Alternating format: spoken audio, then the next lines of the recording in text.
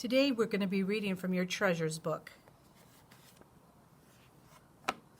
The story we'll be reading is Super Oscar, page 140. Genre: fiction.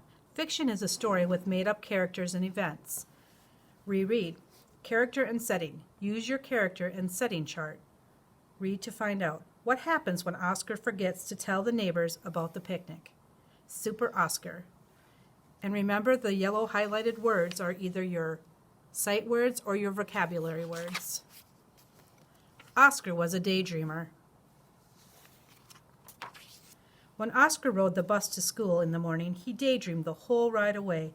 At school, Oscar would daydream straight through his lunchtime, and when he rode the bus home from school, he daydreamed some more. At breakfast, Oscar daydreamed as his pancakes got cold and his orange juice got warm. His father said, "Oscar, it's good to dream, but sometimes you need to take your head out of the clouds and get things done." "Right," Oscar said. On Saturdays in Oscar's neighborhood, everyone got together for a picnic in the park. People brought all sorts of food, and there were games to play. Oscar's mother was in charge of making the list so that everyone knew what to bring.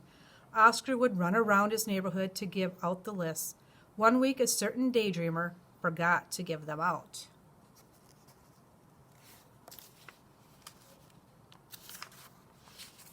That Saturday, Oscar was lying on the grass, looking at the shapes in the clouds.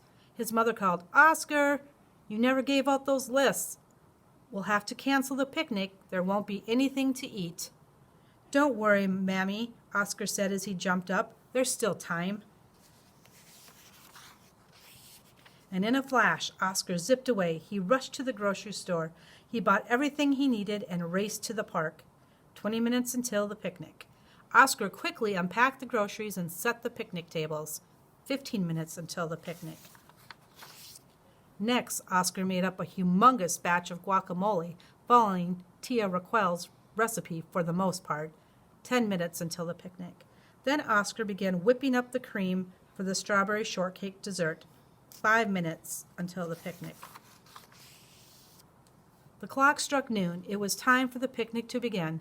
All of Oscar's friends and neighbors came into the park. Oscar was excited until he realized there was no music.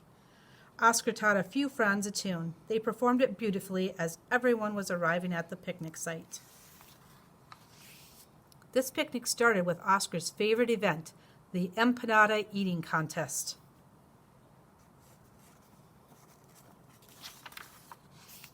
It was the best picnic ever. By the time the strawberry shortcake was served that afternoon, Oscar was nowhere to be found. "Sweet dreams, Oscar,"